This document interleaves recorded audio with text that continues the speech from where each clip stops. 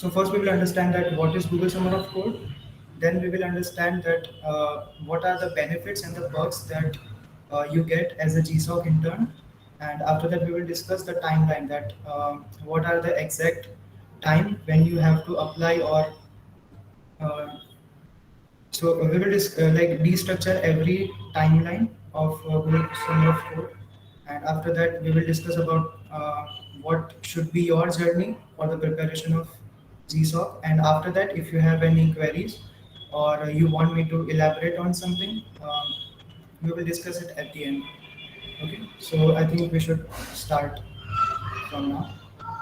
So first we need to understand that is what is GSOC. So uh, for that we suppose,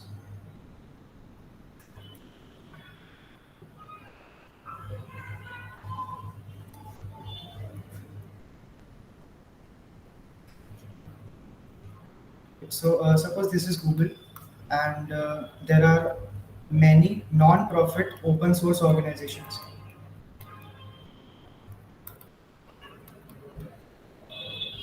So like I can, like most of you know about what is open source. So basically, I can give you a brief idea about open source. Is that there are few softwares that you use daily, like VLC, Firefox, right? You use like some of us use Android. So these are the products of open source itself. So what happens is these are non-profit organizations, means they don't collect profit from selling their products, right? So suppose they want, so they ask Google for that, they want to hire some developers. They want to hire some developers for either to make their product, or to make their product more efficient, right? So they will ask the Google. So what Google do is, uh, like around the world there are many students like us that are enrolled in some technical course, right? So what Google do is it acts like a bridge, like it acts as a bridge, like communication bridge between the students and the non-profit organizations, right? Whose products are open source. So it will act as a bridge, and after that, the main thing that we get after any internship is certificate, and another thing is stipend, right? These are the two major components that we get after any internship. So these things are provided by Google itself.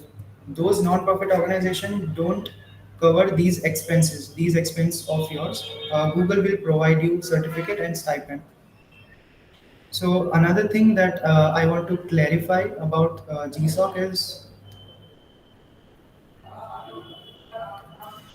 GSOC is not Google internship. Like many people that I have seen that they get into GSOC and they update their resume as they have interned in Google, but no, you have not in you didn't get internship in Google, but actually what it is you have been selected as a GSOC student intern. So these are the two different things.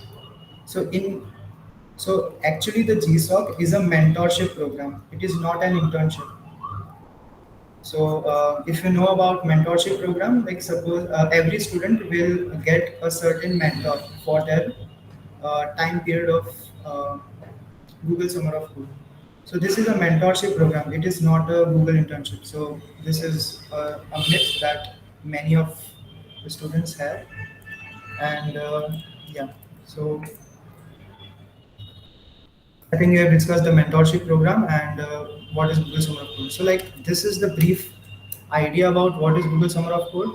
So basically, the non-profit organizations get get some developers for summers to develop their own products, and and instead of bearing the expense of the stipend and certificate, the Google will provide the student certificate. So this is like a brief overview of GSOC. So yeah, after that we should discuss that why should you do Google Summer of Code? So there are multiple benefits. So the major and the most basic ones are stipend and certification, right? So the stipend is a fairly decent amount. It is $1,500 for Asian continent countries, and apart from the Asian continents, it based on the region itself that where you belongs from. So stipend may vary from 1,500 to $3,000 something. So it will vary from the region, but for India it is $1,500. So it is fairly a decent amount that you get for a 12-week program. So GSOC is a 12-week program, right? We need to understand this. So in this 12 week, it is divided into 2 plus 10. So first 2 week is basically in first 2 week you will communicate or make like a bonding with your organization. You will bond with your organization, that whichever organization you have been selected. For the first 2 weeks are for communication, and the rest of the 10 weeks are for actual coding. So basically, it is a 12-week program, and in these 10 weeks, there are two evaluations, evaluation 1 and evaluation 2. So basically, evaluation means that your mentor will assess your work. So suppose you have started from 7 June, and the first evaluation is like recently I have did my first evaluation from 18th of July. 18th of July was my first evaluation. So in this time range, whatever you code, that your mentor, your assigned mentor will assess your code, and after that, if you successfully um, pass the evaluation one, you will get 45% of your stipend, and you will be promoted to evaluation 2 phase. So in the after evaluation 1, there is a final evaluation which is evaluation 2, and after you pass evaluation 2, you will get 55% of your stipend, and you will get your certificate. So this is the 10 weeks divide. These are the 10 weeks that you need to know about. That there are mainly two evaluation. Before this year, there were three evaluations, but as from the situation of COVID, the GSOC period has decreased. Earlier it was of 14 weeks, but now it is only of 12 weeks. So I think I'm clear up to this evaluation phase. So yeah, we were talking about the benefits. So first one is obviously the stipend. The second one was certification. Uh, the another thing which is why GSOC is really popular in India is because of the hiring process. So, if you are aware about companies, there are two type of companies: product-based companies, and another one is service-based companies. So, product-based companies, like some of the examples are like Google, Amazon, Microsoft. So these are like top tier companies which are called as product based companies. They sell their products. And another type of company is service based companies. So service based companies include your TCS, Infosys, these kind of mass recruitment, right? So why GSOC is most popular is because the hiring process of product based companies. So in like how these companies hire. So in India, I think most of you know that most of the colleges are divided into these three tiers. So tier one will include all the IITs and BITS, Pilani, something. So these universities and colleges. The tier two will include NITs, DTU, NSUT, these kind of colleges. And the tier three is like remaining all the colleges come under tier three. So if you are in the tier 3 college and you want to apply for a product based company, right? So you have to go through off-campus drive. You can research about off-campus drive. So basically, anyone can participate in that interview process. For that interview, for a product-based company interview, you can either directly register to their company portal, or you can get a referral. This is because GSOC is really famous for. You can get referral very easily from any employees of the country. Suppose you want to work for Microsoft, right? So Microsoft generally do off-campus hiring in November to December phase. So they will open their off-campus drive. So what we need to do is we can ask a Microsoft employee that uh, he can give us the referral. So if you are given a referral, there is like 95%, 95 above percent chance that you will get a test link. So this is why. So for the referral system, GSOC is really popular in India. So if you are good with your tech stack, and if you got a chance to work as a GSOC intern, you can get referrals very easily from product based companies. So this is one major reason why most of the people do GSOC, is because of the referral system. And another like so so so for a Google off campus drive, there are basically few rounds. The first round is your resume screening round, right? So mostly the HR or the automatic system will shortlist your resume, and then after that you will get the online test link or something, and then after that you will have personal interviews, a list of 1 2 3 4 personal interviews. So if you have participated in Google Summer of Code, you don't need like your resume will already be shortlisted.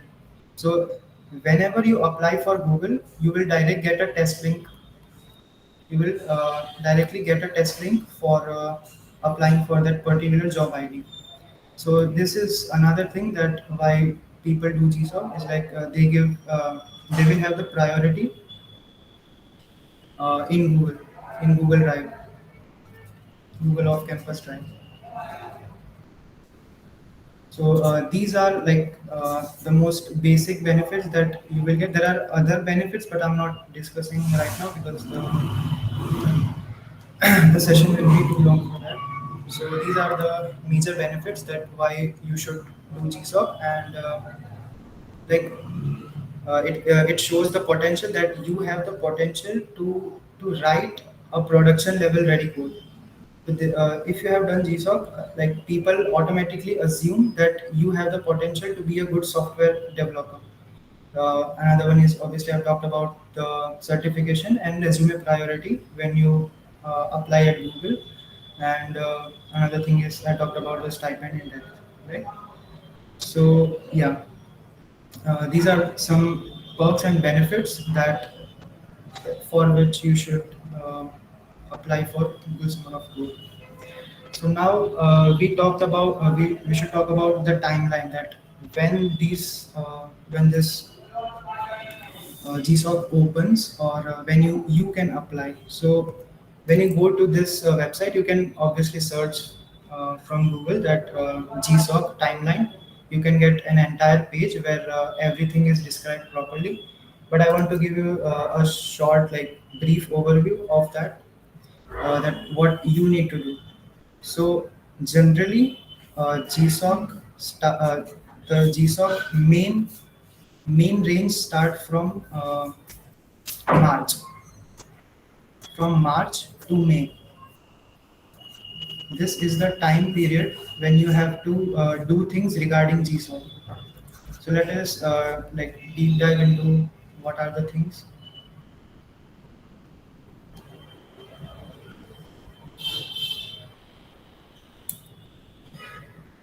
Okay, so like for for my GSOC period at 9th of March, you will get a list of organizations. You will get a list of organizations that are going to be participated in Google Summer of Code of that year, of that particular year. So around like first to second week, you will get the list of organizations that are going to apply for GSOC. After that, this is the most crucial period of GSOC from 9th March to 31st of March. So we will discuss this crucial part later. That what are the things that basically this time will tell that if you are going to be selected or not, right? So you have to be really active around this time from 10th of March to the end of March. So yeah, and after that, from 31st March to approximately 15th April, you will register yourself. Basically, first thing is register yourself. Second thing is you need to make a proposal.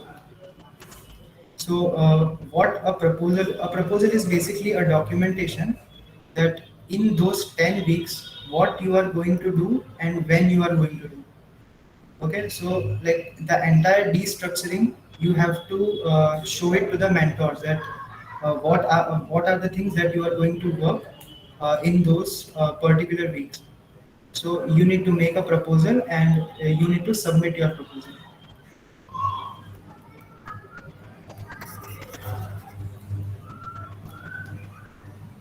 Okay, after the submission, organization takes at least 1 month to decide that they will in 1 month they will decide that which students they should uh, take as an intern. So they will decide the GSOC interns. After 1 month, approximately around 15th to 17th May, you will get the results that either you are selected or not in GSOC. After that, your entire GSOC journey starts of 12 weeks. Right? So I hope I'm clear up till now. What are the things? I will just Ritwik, I want to interrupt over here. That what is the probability that students are selected in GSOC? Means nearly how many students are applying, and from that, how many percentage of students are selected? like actually it is not like GSOC didn't meant to be a competitive competition, but like for those benefits, many students apply and this is obviously not for only for India. Uh, this is not only so approximately for this year 1200 plus students are being selected all over the world. Like for all over the world 1200 students are selected. And if we talk about only my like I know only my organization that how many people were applied. So in my organization, for one project, 450 students were there. 450 students have applied for a particular project, and in which three are selected. So you can see the ratio. Like if the probability is really less, but if you do everything consistently over a long period of time, if you are dedicated enough, then you can do it. Like most of the people are just there for roaming things. Like they were not serious about GSOC. But if you talk about that around, in 450 in 450 students, I think 120 students were really serious about GSOC, and remaining they are just for the namesake. They came for just namesake. So in 120 students, three students were selected. So this is the ratio you can assume. I should congratulate you because from 120 you are the one luckiest one among the three. Yes, ma'am. So Uh, so you must I have think done a great work or hard work. yes. I mean, consistency is obviously the key. If you're consistent in your work, you can get like this is not really tough competition to crack, but you just need to be consistent in your work. So over a long period of time. So for around 6 months to 8 months, you have to be really consistent. If you are doing your tech stack for suppose if you are working 3 hours a day, but you have to be consistent for at least 8 months for getting into such competitions and for cracking it. So yeah, like with proper, I think dedication is the key. With dedication consistently, you can do that. This is not really tough competition to break, right? So I think I have described the timeline. So from 9th March, you will get the organization list, and from 9 to 13 March. Okay, so yeah, I will discuss about the tech stack in the next slide.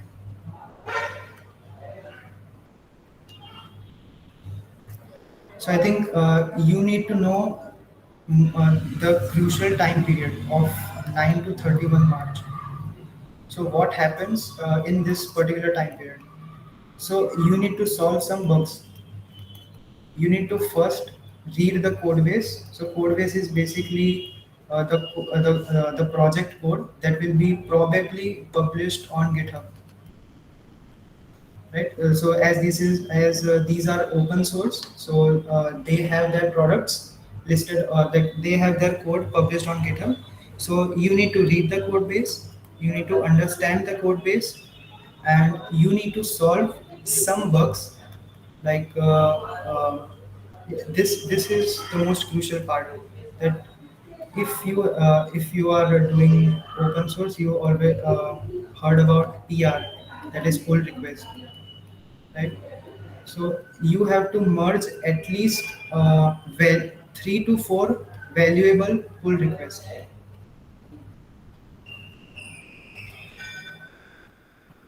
So you need to solve some bugs in 9 to 13, and you also need to what I would say is give some suggestions. Give some suggestions that will improve the efficiency of the system. That will improve the efficiency. So these are the two major tasks that you need to do around this time range, 9 to 30. 9 So to within 30. this 9 to 31, whatever bugs you are solving, they are of easy category or harder categories. I think you should probably focus on more valuable bugs. So I don't want to describe it much, but I have solved one bug where we already know, like the Instagram has this like button and comment section. So whenever you press on the like button, your ID will be added to that particular liked post list, right? So there was some bug related to this, and I have solved, and I did solve that bug. So I think uh, for like there are also like small bugs, like you suppose you are improving some texts or something in the project, or you are improving some documentation. So these are like low level, easy bugs that anyone can fix. But I think you should focus on more valuable bugs, right? That can harm the system. And you will find that if you understand the whole system, you will find some area where you can see that okay, here there are chances of getting some really big errors. So I think you should solve really big errors instead of solving many small errors.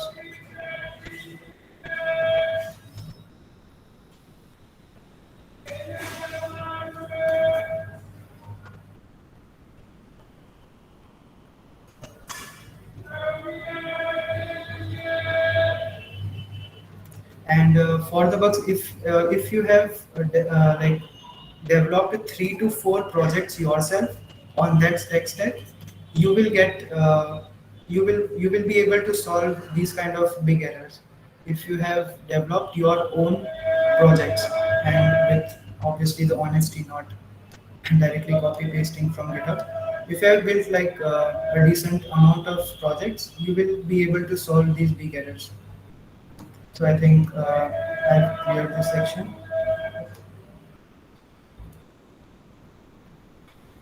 Okay, so this is the submission part. And this one.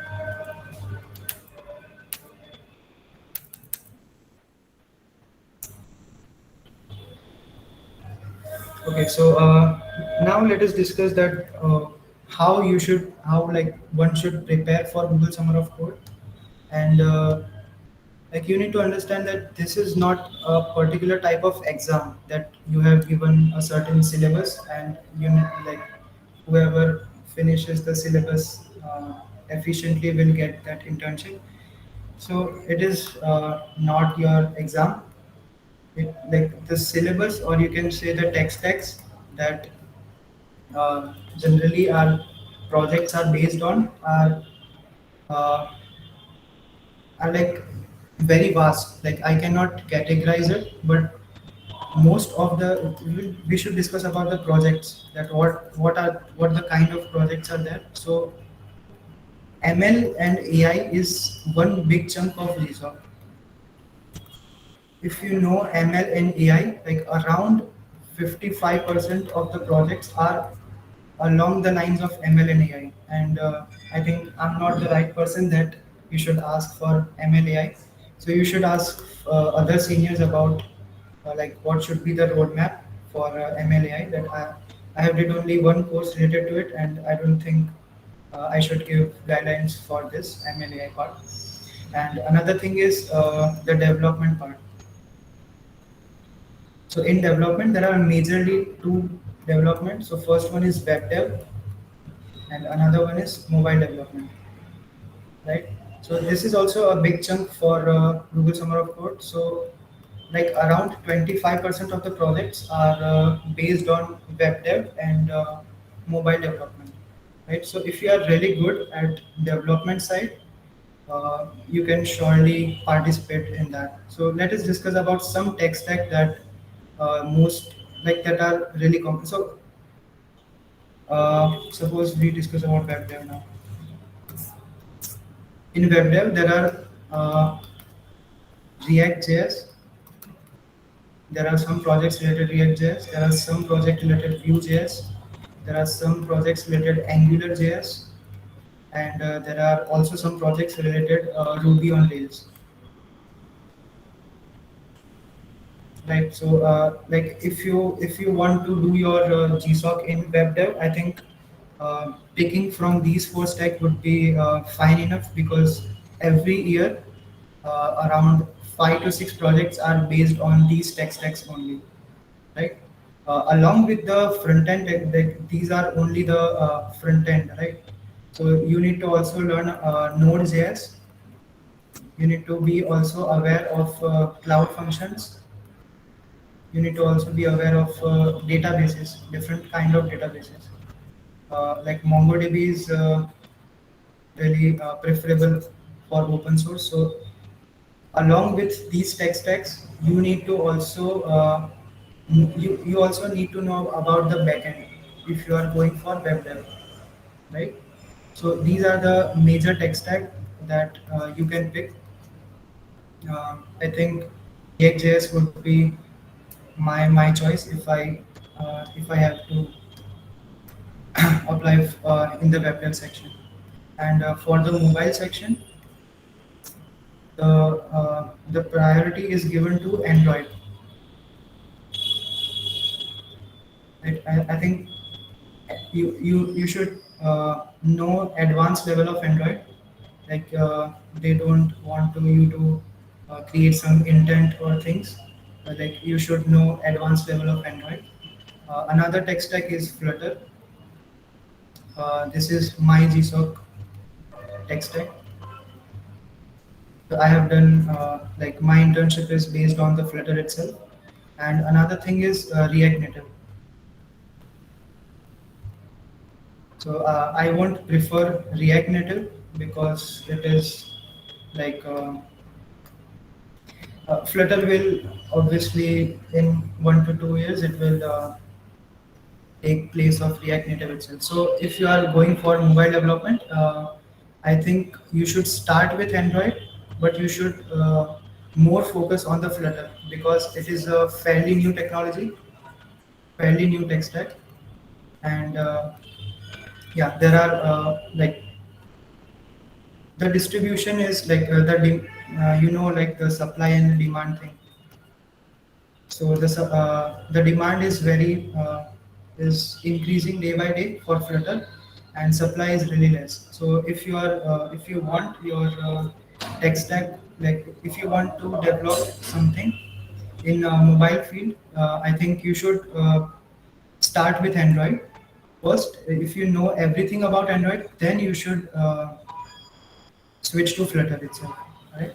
So I think these are the web dev and mobile things.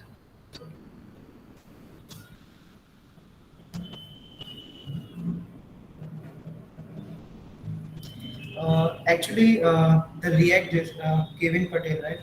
So React.js is basically a UI library, right? So if you know little about web dev, there are majorly two parts: front end and back end. So the React is a UI library.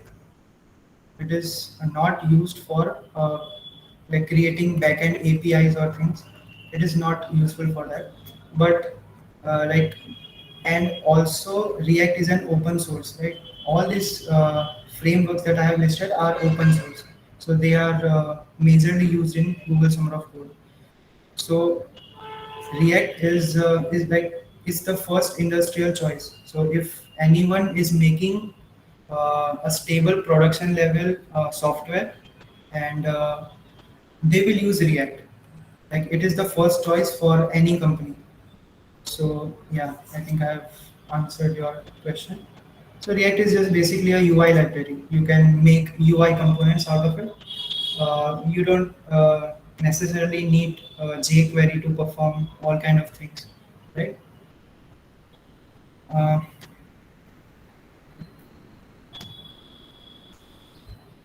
yeah, that's what I said, right? You also need to learn about Node.js kind of things.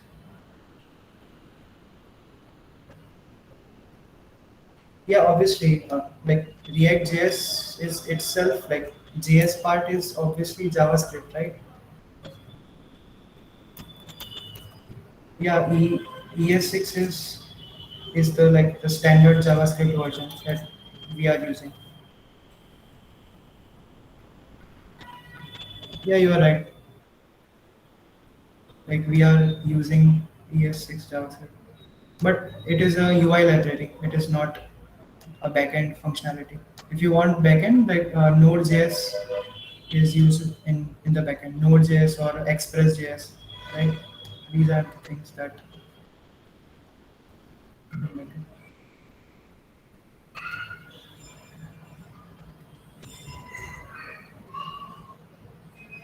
Yeah, I think if you don't want any certification, I think you should start with Udemy itself. Udemy has a very like I can't remember the course, but it is like a highly rated course on React.js. So I think the author starts from M or something, Mixler or I don't know. But I think if you don't want any certification, I think you should start with Udemy, and because the certification value of Udemy is like negligible, like they don't consider the certificate of Udemy. But yeah, Udemy has a great resource for the beginners. So I think I will show you at the end what are the some course that you can do, right?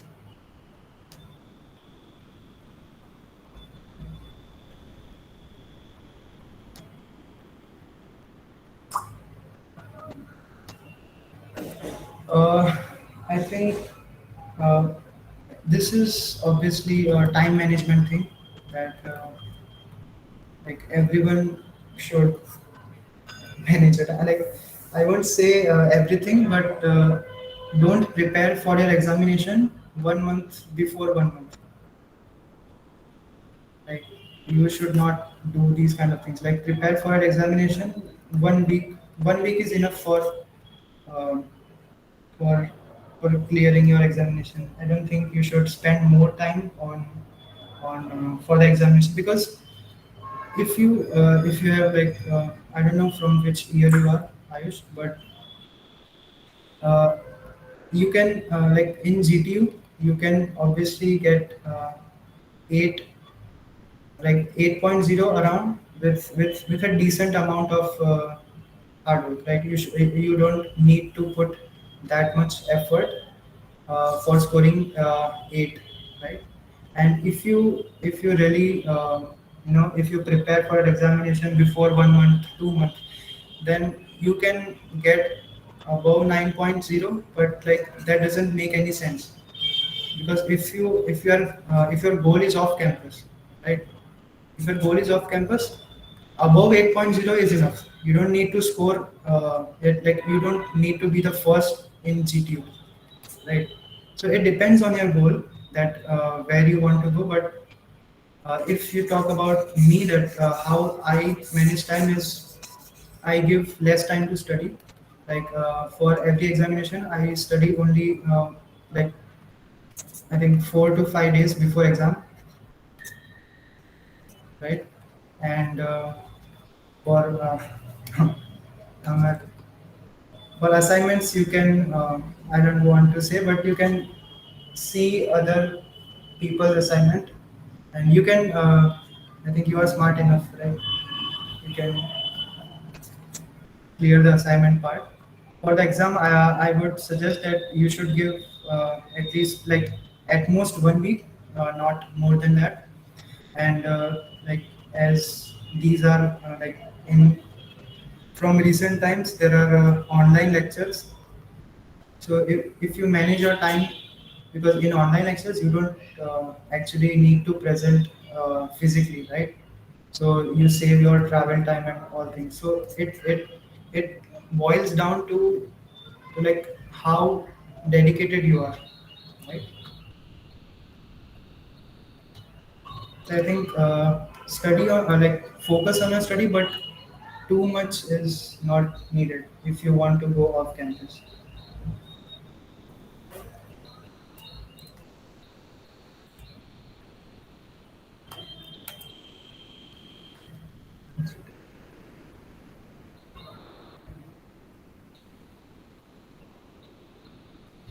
Um, okay. Studying.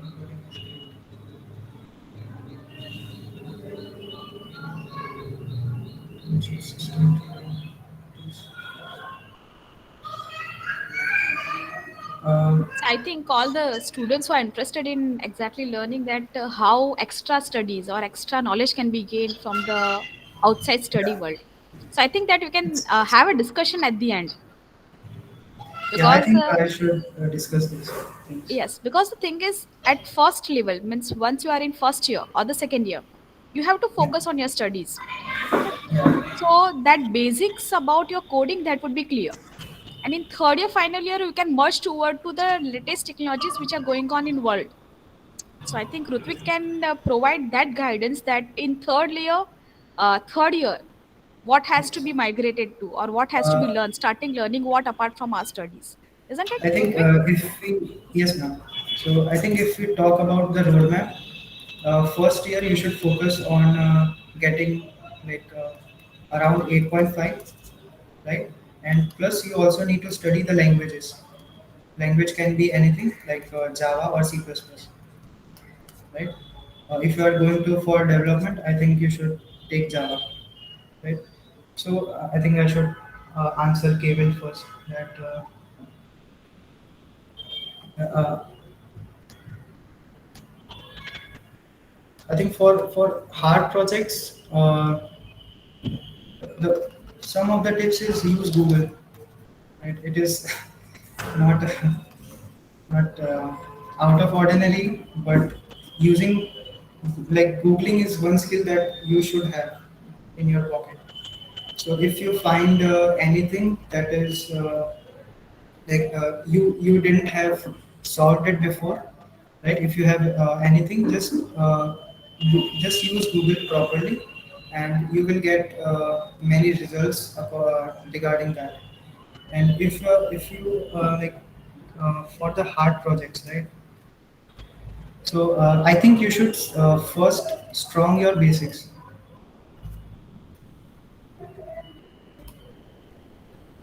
The first thing you need to do is strong your basics. So suppose you want to learn React.js, right?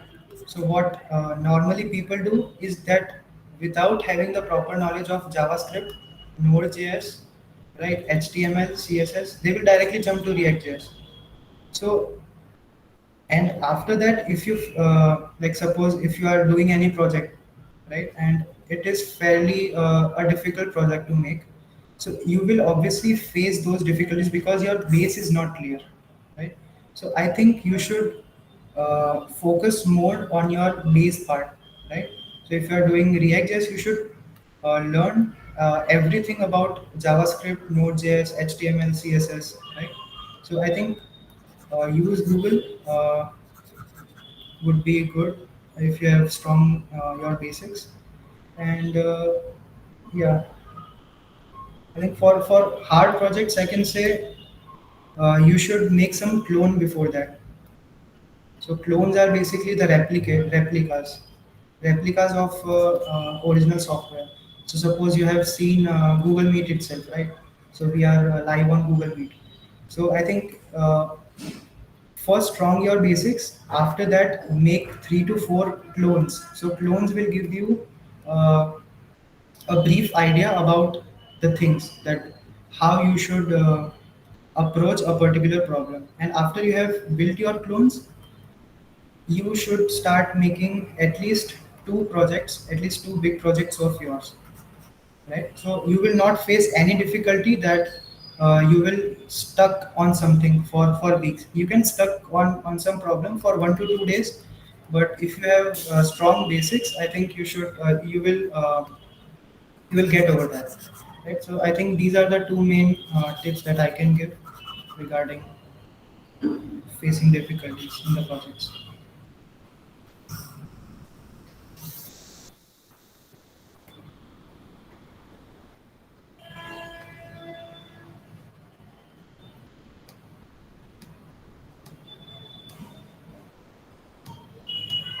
And another thing that I want to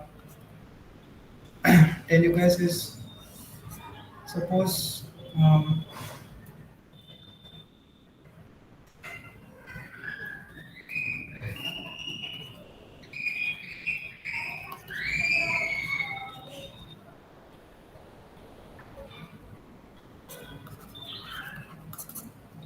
so if you are learning any tech stack, right?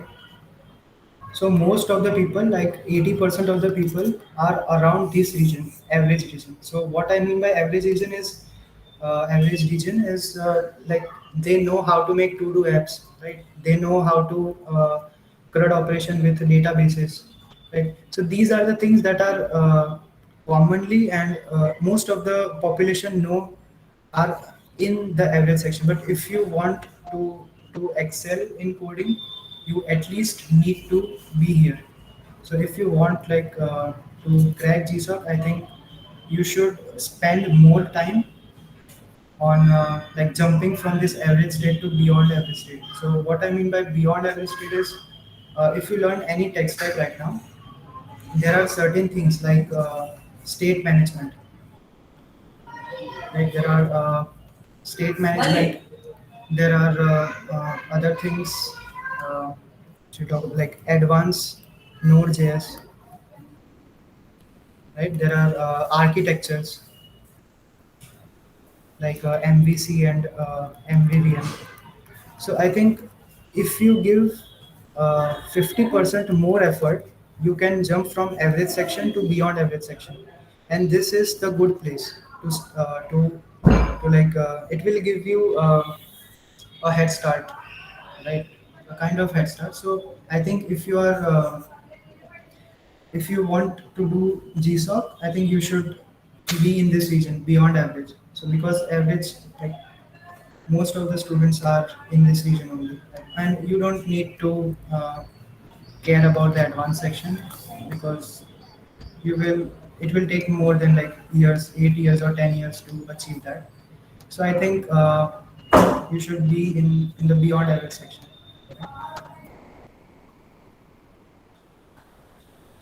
And like for the roadmap, I think first year you should focus on basics. You can study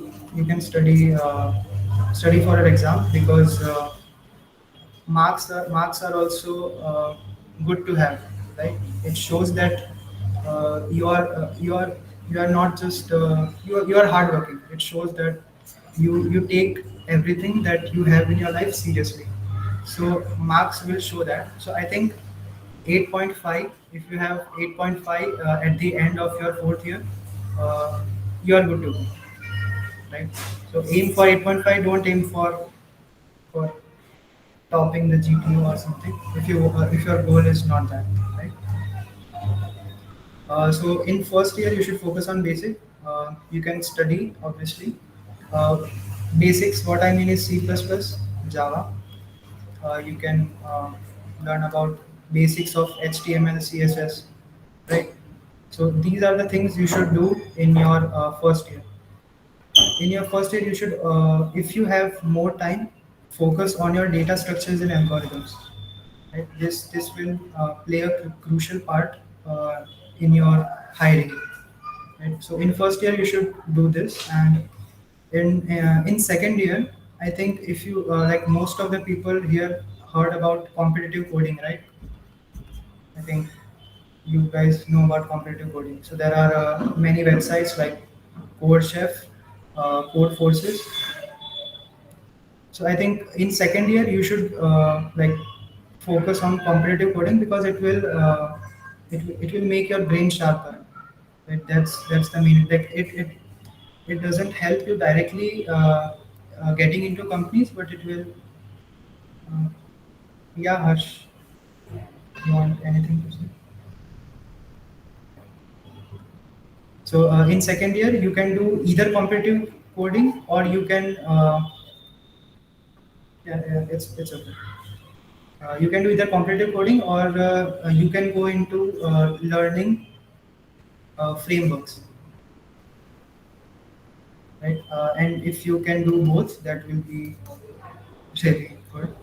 You have enough time for that. And in the break of second year to I would say end of fifth sem, right? You should be focusing on making projects. So whatever you have learned, just make projects and publish it on GitHub. And if it is a web dev project, I think you should deploy it somewhere and have a link for that, right?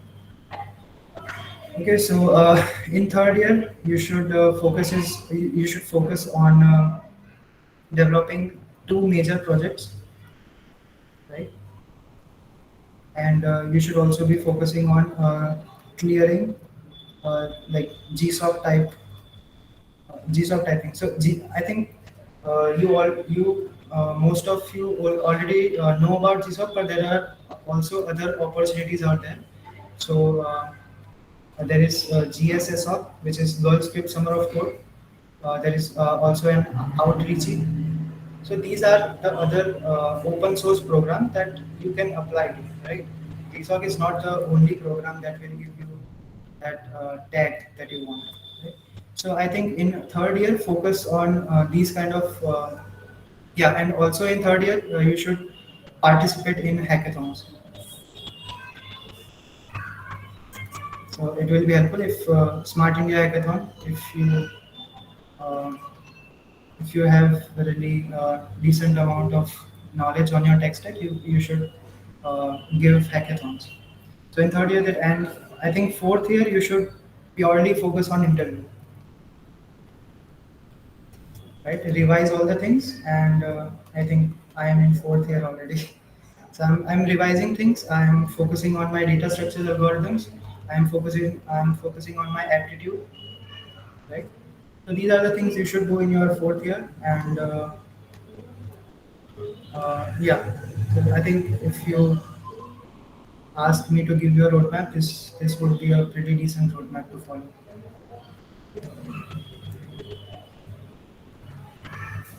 So I think it's a And very nicely explained roadmap. If students are following it, definitely they will have a bright future ahead. yes, ma'am. Like these are the basic things that any product-based company needs. That they must have.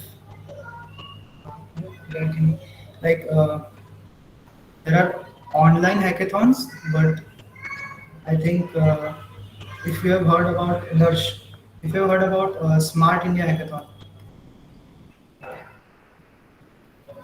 So basically, Dash, I want to point out over here one point that since 4 to 5 years, Indian government is organizing a nationalized hackathon, that is Smart India Hackathon, as Ritvik is telling.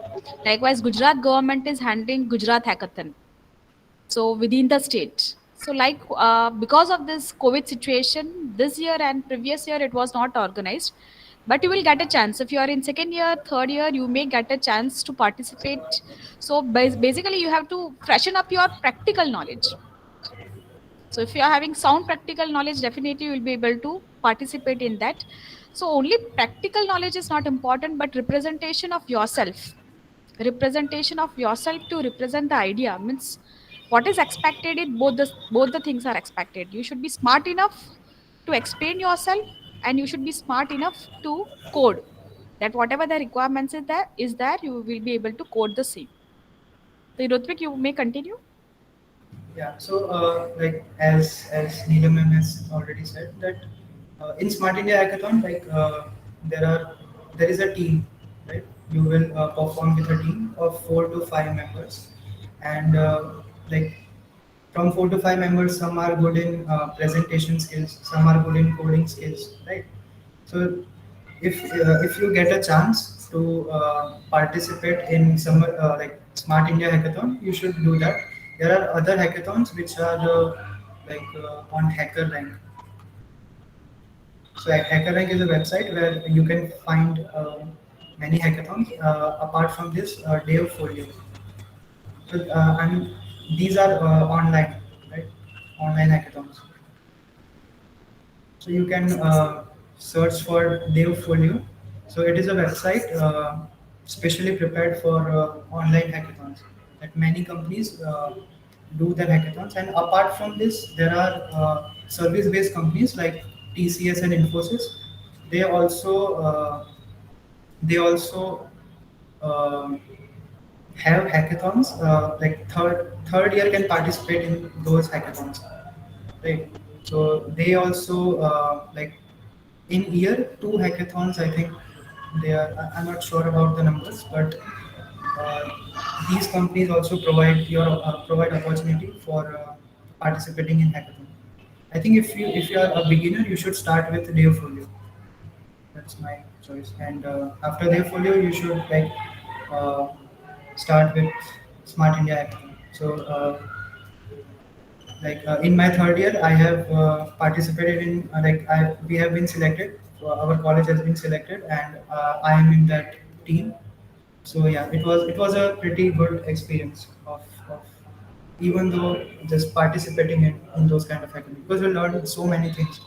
And at the end of every hackathon, you have a project, right?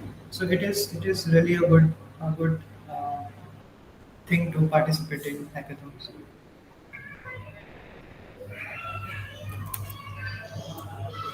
Okay, so anyone have another question? Okay. So for targeting organization, I think you should, if you didn't have started with any tech stack, there are GSOC archives. So basically, GSOC archives are previous year websites where you can see all the organizations and their projects. That what were the projects they would be working. Uh, they worked on for that. So you can see Google Archives. And another thing is, if you have started, like if you are on React.js, suppose if you have pretty decent hands on React.js, I think you should double down on it. That you should focus more on React.js, right? I have explained it earlier, right? You should be in the beyond average section. So I think if you have started your tech stack already, and if that tech stack is frequently comes in the projects of GSOC, you should double down on that.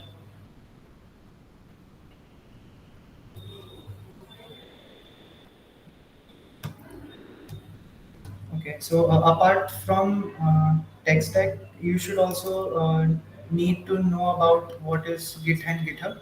So there are multiple videos already present on YouTube, so you can search on that. So you should have the knowledge of Git and GitHub, but it is not like that. It is not a prerequisite, right? You can learn this on the way. So I have learned the Git and GitHub on the way, so it is not a prerequisite. So you should have Git and GitHub knowledge for developing into any open source. So if you don't know about it, it's a version controlling system. Git and GitHub. So any other questions, or you want Yes, me to students, elaborate? I think second year, third year are very enthusiastic students who are querying how to approach for this. So you can ask if some doubts are there within your mind. Apart from this, also you can ask, like apart from this, if you want. Yes, GSOC, you can ask.